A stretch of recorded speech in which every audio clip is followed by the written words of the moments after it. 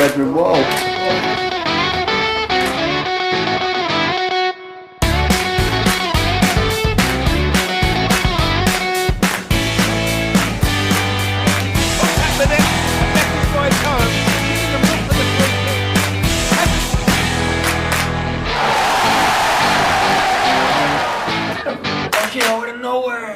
Watch out, watch out, watch out!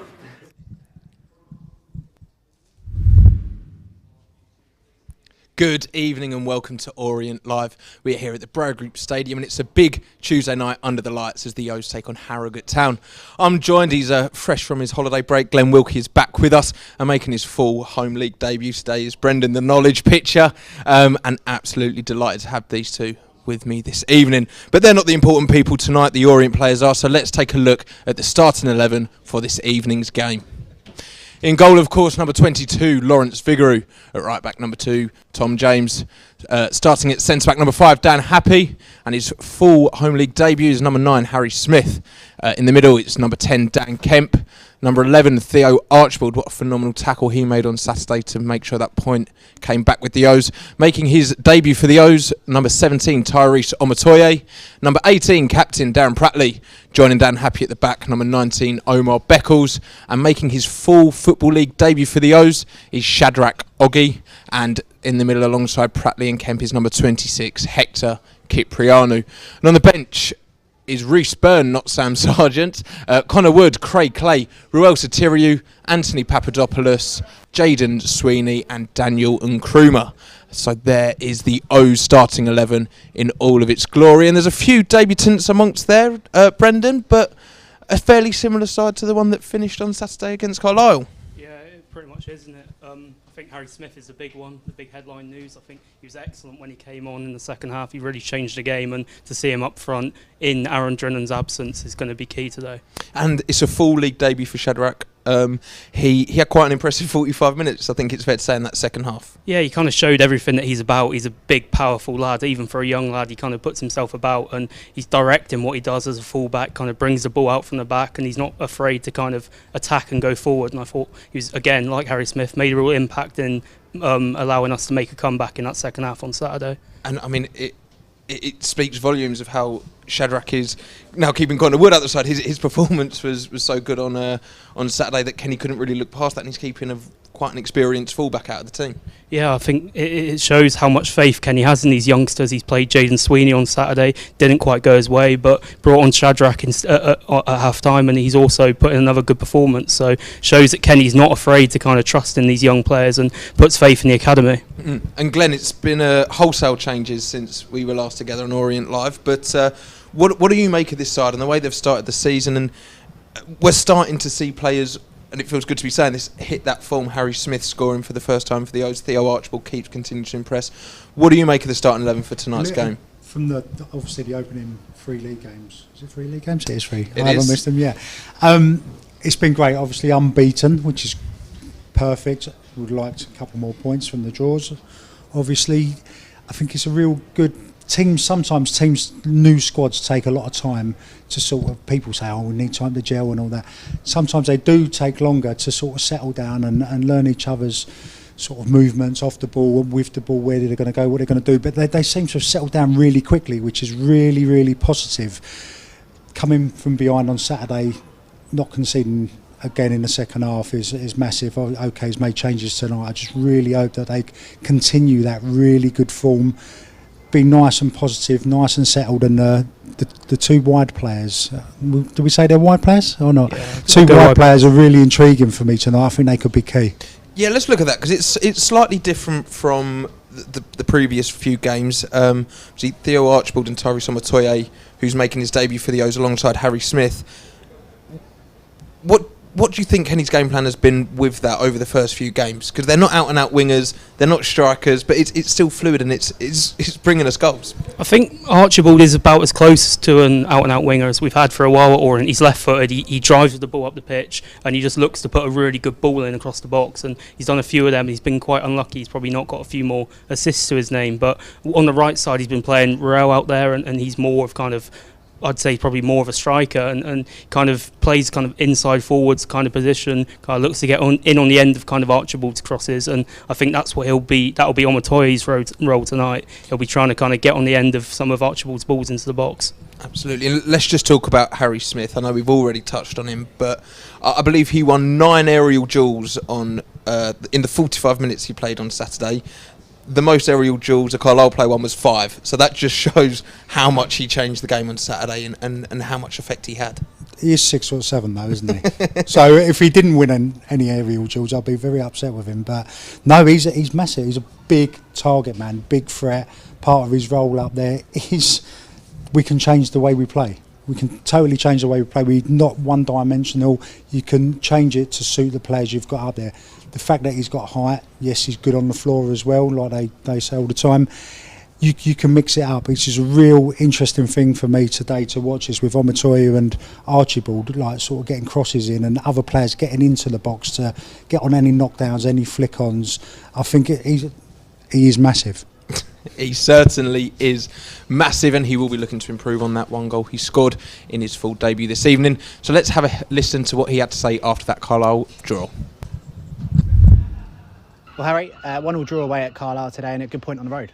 Yeah, it's a tough place to go to. I know it's early in the season, but to be 1-0 down at half time, we said we lose the first half, we make sure we win the second, and that's what we did, and we're happy with the point, and we move on to the 2 home games now. Obviously, you're ready to come on straight away from the second half. What was said to you? Just go in there, be a nuisance, get yourself in the box and try and create, and that's what I did. I had a couple of chances, practice cross, probably should have done a little bit better, but I thought I took the goal quite well, and like I said, we're happy with the point. And you say first goal as well, and I think that must be especially pleasing after what was probably a bit of a staggered start to your Orient career. Yeah, of course. Listen, I missed pre-season. I've had a niggling injury for a long time now. Last 6 months have been really difficult off the pitch. Family, granddad passed away and had COVID and injury as well. So it's been a really testing sort of 4 or 5 months, and to score today just meant the world to me. It's a bit of a cliche to say good feet for a big man, but talk us through that goal. Yeah, I don't know. I said to the boys, I don't know what I was, to be fair, trying to dink him like that. But yeah, just Drizzy put a great little knockdown, and I see the keeper rushing out, and I thought just try and nod it over him, and I got a great connection, and in it went. We see through the course of the season that going away from home and picking up those points, even if it's just a point here and there, can really help come the end of the season. Yeah, massive. I've said to the boys in there, listen, I've been a part of a couple of promotions, and every point matters. And to a place like this, like I said, it doesn't matter how early it is. Hopefully, this is the point we're going to look back on in a few months' time and go, that's a great point. Another game Tuesday, come thick and fast throughout the season, and a good chance to back it up with 3 points. Yep, we've said in there 2 home games now. That's what's going to get us promoted this season, home form. We've started really well, including the cup tie as well. So we'll look to go again Tuesday and follow it up with Bradford next Saturday. And how much better is it having fans back in the ground? I mean, obviously at the end you're clapping away fans, but also getting a bit of stick as well. Have you missed all that? Yeah, listen, this is proper football. The last sort of 18 months it's not really been enjoyable. It's been difficult to get yourselves up for a match day, but just pulling up on the coach and seeing surrounded by fans, and obviously seeing the 200 odd fans, away fans, a long travel for them. It's just, like I said, proper football, and really happy it's back. Top stuff there from Harry, and hopefully the first O's goal of many. And no, your eyes aren't deceiving you, and Glenn Wilkie hasn't suddenly grown a massive head of hair. I'm joined here by the Female Development Officer, Olivia Worsfold. Thank you so much for joining us this evening, Olivia. My pleasure. First of all, can you just give us an update on the summer so far for the women's Orient team? I know you've taken on a new role yourself. Yeah, well, it's been a busy summer. It's been non-stop since the day I came in. So I came in officially on the 1st of July. So priority was to build a squad. And we've done that. We're 1 week away now from the league starting on the 5th of September, and we're confident and we're ready for that. It's had its struggles pre-season. I think every women's club up and down the country has had problems with COVID, games getting called off, venues not being reopened from COVID. So we've had to contest with those, but as I say, what doesn't kill you makes you stronger, and as a group, that's the mentality we've now got. That the strength comes from within the group, so we cannot wait to put that out on the pitch. And looking at your role as the Female Development Officer, that just the title itself kind of speaks volumes about what the club's trying to do for the women's side of the game, and especially for Orient and moving forward. Yeah, I mean, look, when I was 4 years old, coming to my first game here, I didn't really know that women played football. I just thought everyone played football, and then obviously growing up, and I grew up around the area, I was so lucky to be able to get involved with the football in the community sessions, but I was always the only girl. So now we've got the club not just saying here's a women's team, fully supporting the women's team. You know, they're giving us so much support and so much backing that it's so exciting, because we can only grow from here. And looking at social media over the past couple of months, it seems as though we're announcing new women's players every other day. There's a lot of new players coming in, and a big rebuild for the women's team. Yeah, it has been a big rebuild. We were really lucky to have an under-18s team that have got some great talent and some great promise, and a number of those girls have been able to make the step up over pre-season, and have shown me and all the other coaches involved that they're ready for the step up. And with that youth, we are adding in some experienced players and some players who have played women's football before, and I think that's what's going to be vital for us, the youth and the experience. It gives us an exciting way of playing, and they're only going to learn off each other. And you've announced 2 signings today. One of them has a bit of an Orient connection, don't they? She does indeed. She has, hopefully, to many Orient fans, a well-known grandfather, Frank Clark. So, you know, for someone like Grace to put on the shirt that means so much to her family, and that's what we're building here. We want local players to play for Leyton Orient. We want them to have the pride in wearing the badge. It's not just a shirt they put on for an hour and a half. It's a shirt they have passion and pride in. And they've got the passion and pride, and that's clear, and it's clear that it's going to be an exciting journey ahead for the women's team. How can the fans get to games this season and get behind the women's team? Yeah, well, keep your eyes on social media, because as you can see, the media team here are fantastic, and they're throwing everything at us, and we are so grateful for that support. We're going to have some games here at the Harrogate Stadium ourselves, so that's exciting. The players came here for a media night, so they've seen the pitch, they're excited about that. And then we'll be playing just down the road opposite the London Stadium, so all details will be on the website, so just keep your eyes peeled for that. Well, thank you so much, Olivia. And as she says, make sure you do keep your eyes peeled for the fixtures for the women's team here at the Harrogate Stadium. But before you look for that, we're obviously going to look towards this evening's game against Harrogate. But the last time we played them, it was a hard-fought 2-2 battle away from home. Let's remind ourselves of how the action unfolded on that evening.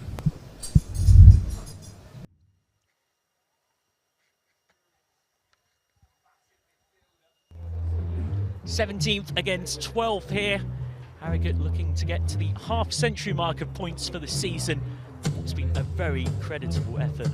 Their first ever season in the EFL since their formation in 1914. 49 points from 40 games for them so far. Up against a Leyton Orient side who are in the promotion bunch, shall we say, between 6th and 12th. There's 7 teams separated by just 5 points. It's Jones with the cross. That's a neat turn. Ape was there and had to be. Orient can maybe fashion something on the counter-attack.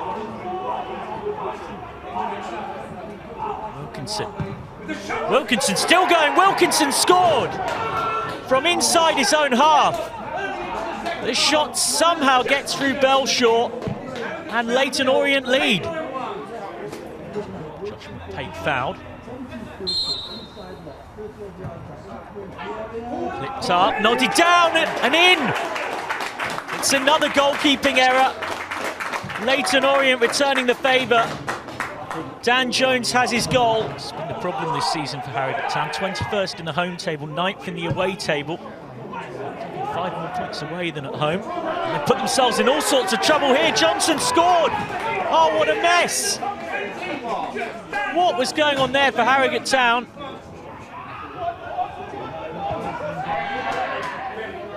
It's a touch late. Given away. Harrogate find a second equaliser. That's a good turn inside, and that's a penalty. So it's Jack Muldoon inside the last 20 minutes for 2-2. Muldoon saved by Vigaroo. What a save!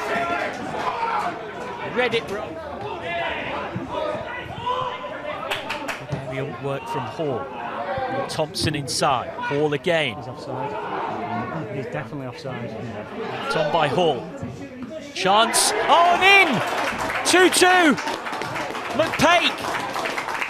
They found a second equaliser. Hopefully it's the maximum 3 points for the O's tonight. And just a quick shout out to Paul in Munich, who's watching abroad on Orient TV this evening. And if you are watching on YouTube, don't forget to head over to www.leytonorient.com/live to purchase your match pass. And we will, of course, be announcing the Hall of Fame that you fans voted for at home. So make sure you purchase your pass and join us at half-time for that. Now, obviously, it's Harrogate Town the O's are facing this evening, so let's take a little look at their side. In goal is number 1, who's just signed from Southend, Mark Oxley. Number 3, Lewis Page. Number 4, captain Josh Falkingham. Number 6, Warren Burrell. Number 7, George Thompson.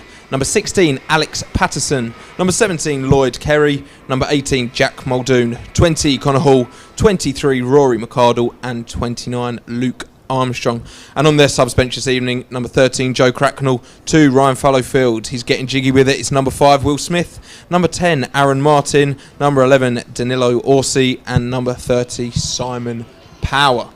So there is the side that the O's will be hoping to pick up all 3 points again this evening.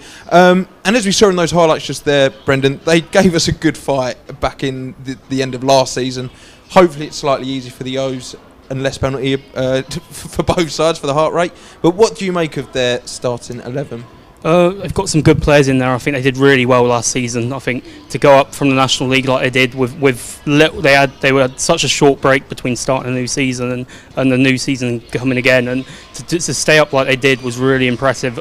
Do you feel as though obviously last season no fans in the ground, it was a bit of a nothing season, obviously not for those who went up or went down, but for a team like Harrogate to now have a full season with fans back in the Football League, it's going to be a slightly different season for them and a different challenge. Yeah, definitely. I think it'll be massive for these Harrogate fans. They've never been an EFL club before, so to come to places like Leyton Orient it's a good away day for them, and I think they'll be well up for this one. Absolutely. And Glenn, we were discussing the 3-0 home win back in the first half of last season. A certain Danny Johnson got himself a hat-trick. We saw how beatable they were that day. They're a team that can blow quite hot and cold. They are. You look at the first 2 results this season, they've won both of them, haven't they? But they concede goals. They score goals, but they concede goals, which is a good sign for us because we're pretty similar in that respect. So there'll be gaps at the back. I don't think they're going to be defensively that strong where they're just going to shut us out. There's going to be opportunities for us to score, I think, a good few goals tonight, but equally they are pretty good going forward, so we're going to have to keep it tight at the back. But I every time we've played Harrogate, it's been very exciting, hasn't it? And it's, apart from the 2-2 when we really needed to win last season, but the 3-0 home victory, that probably should have been 5 or 6 that day. Absolutely. And looking even further back to the National League campaign, and I don't want to get superstitious here, but when we faced each other early on in the season, both teams came into it unbeaten, and we know how that season ended, Brendan. Yeah, I know, that was kind of one of those days where you really started to believe as an O's fan, and then also you look at the reverse fixture that season, it was kind of at the back end. I remember Josh Coulson scoring a header that day, and it was a very important victory because Harrogate were right up there with us in that National League season as well. And looking at their side tonight though, who are your danger men? Because they've got a fair few familiar faces that have stuck with this side. Who would you watch out for tonight? Yeah, I think the one that Orient fans will recognise from the National League days is Josh Falkingham, their captain. He's a little diminutive midfielder. He puts himself about. I think he's in the top 10 in League 2 for tackles, interceptions, balls won. He's right up there in the tackling stats, so he's a really good player at this level. And he knows how to play the referee, I think it's fair to say, if we remember from last season's home game here. Looking at that first half from Carlisle, there were a few yellow cards, penalty conceded. How important is it tonight that the O's stay on their game? And you know, we are probably the outright favourites, just being who we are, but how important is it that the O's don't get sucked into that kind of gamesmanship? Yeah, it's a new kind of pressure today for Orient. We've had a tough start. We've had some very kind of difficult games to start off with, and no disrespect to Harrogate, but because of the size of the club, this is a game where Orient fans are going to come in, in front of a packed crowd on a Tuesday night expecting to win, and it's a different kind of pressure. So Orient are going to have to deal with that. They're going to have to, for Harrogate, like you said earlier, it's going to be their first big away day with fans in the Football League, so it's going to be they're going to be well up for it, and Orient are going to have to deal with that kind of pressure, and it'll be a new challenge for them, especially for some of the young lads. And from a footballing perspective, how do you think they'll approach the game tonight, coming up against an Ouse side who have played some fantastic football this season so far? Yeah. Sorry, mate. I think that just going back to what Brendan said, it's a real good point that the expectation level now from the supporters, from the home supporters, from the O's, is coming into the first game after last season, loads of new players, new manager, and we're going to be done okay again. 3 games unbeaten. Now the expectation level from the supporters is we should be winning this tonight. I think the expectation level at the beginning of the season was, let's see how we go. I think because we've gone unbeaten, I think you know what our supporters are like. Expectation level goes up pretty quickly. So let's hope we start well, get a really good start, get our noses in front and see the game out. And you know, as you say there, Harrogate are unbeaten. The expectation is there for both teams. How do you think they approach it, being the away team and probably the underdogs on paper? I mean, it'll be interesting to see if they've learned a lesson from last year, because they came into it similar kind of position. They had a good start and they went all guns blazing like they do. They're kind of attacking side, and Orient picked them off on the counter when we won 3-0 here last year. So it'll be interesting to see if Simon Weaver kind of adopts his approach, maybe goes a little bit more defensive today. But if he doesn't, I can see Orient kind of tearing them apart on the counter attack. It'll be interesting to see how they play. Any manager I've ever known played for. When you're playing away from home, you always want to keep it tight. First 15-20 minutes, keep it tight. Don't make any silly mistakes. Don't give the ball away in silly defensive areas. Just minimise any attacking threat against you, and then you try and impose yourself in the game. But looking at our left back position, we've got another new person in there today. So will they try and target that wide area and try and say, look, there's a young lad in there starting his first game. Let's put him under pressure. Let's go at him. So it'd be interesting to see if Harrogate do that today. It certainly will be interesting, and if you can hear that music building in the background and maybe even see the people behind us and hear the fans, it is a welcome addition back to football here at the Bro Group Stadium. And how important is that for the O's, and also trying to put Harrogate off their game? Yeah, we saw last season, even the couple of games where we had fans were a different team. I remember that Newport game. It was excellent to have fans back, and it really made a difference in the comeback. So saw against Exeter again, the Brisbane Road crowd really makes a difference, and I'm sure the players will be delighted to be playing back in front of the fans again. It certainly is exciting to have the fans back here in E10. Now let's remind ourselves of the Orient lineup for this evening's game. His kickoff is just 10 minutes away. So in goal, number 22, Lawrence Vigouroux. At right back, number 2, Tom James. Number 5, Dan Happy. Number 9, Harry Smith. 10, Dan Kemp. 11, Theo Archibald. 17, Tyrese Omotoye, making his league debut for the O's. Number 18, Darren Pratley.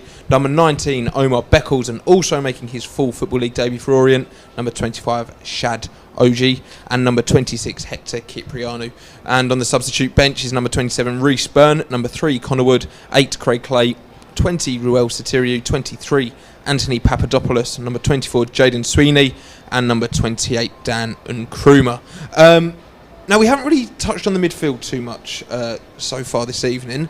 It's kind of the one part of the team that has stayed quite consistent, of that Cipriano, Pratley and Kemp in almost the number 10 in front of them. They've performed very consistently, and especially Hex Cipriano, he seems like he's upped his game this season. Last season when he came into the team, he started, it was against Newport in the FA Cup if I remember rightly, and he scored the goal. He came in and everyone was like, wow, this kid can play. He can play, but he's very young and he's not got that experience. And he got blooded into a team last season, or he was in and around the squad all year, apart from his injuries and when he went on international duty. He was around the team, he was getting in and out, and it was a mixed season. We went on runs, we went on runs of winning, went on runs of getting beat. So it was an up and down season for him, and it's, as a youngster getting in the team, you just want to gain that experience, not necessarily always on the pitch playing minutes. You gain a lot more from sitting on the bench, seeing what's going on, listening to the coaches next to you, because you hear them more on the bench than you do on the pitch, and just being around it. And it looks like to me that he's come on, he's a year ahead. or a year older, let's say. He's got a bit more international football experience, playing with different players from all around the world. I think he's a key asset for this club, and if he keeps developing the way he should and the expectation level that people around the club have on him, there'll be vultures circling the Brad Group Stadium trying to get him in the next transfer window. Well, he's obviously signed a new contract last season, so they can keep their hands off him for a while.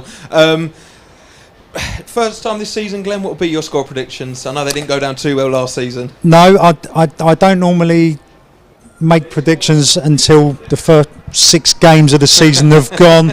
It's likewise if I have a football bet, I don't do that, so I'm going to say 0-0. Cheers, Glenn. How optimistic of you. Right, then don't forget to join us here at half-time when we'll be revealing the 3 new inductees into the Leyton Orient Hall of Fame. But it's time for the main event. It's Leyton Orient versus Harrogate Town. I'm going to pass you over to the capable hands of Dave Victor and Matt Hiscock. Here we go.